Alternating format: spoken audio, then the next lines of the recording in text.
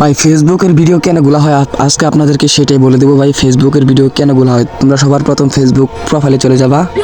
তোমাদের উপর থাকতে পারে, আমার নিচে আছে, যেহেতু আমি নিচে ক্লিক করলাম। তারপরে তোমরা যাবে এই যে সেটিংসে ক্লিক করবা তোমরা।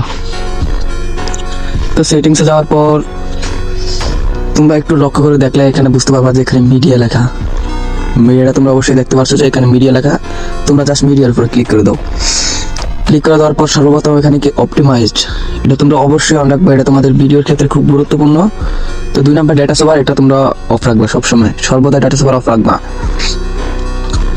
আর যেহেতু তুমি ইন্টারনেট বা ওয়াইফাই দুটোটাই চালাও, তো তুমি এটা অন রাখবা। তারপরে video start with sound on, এটা তো অবশ্যই তোমাদের অন রাখতে হবে, তোমাদের ভিডিওর সাউন্ড তেমন হবে না, সাউন্ড ক্লিয়ার হবে না। একটু স্ক্রল ডাউন করবা, স্ক্রল ডাউন এখানে দেখবা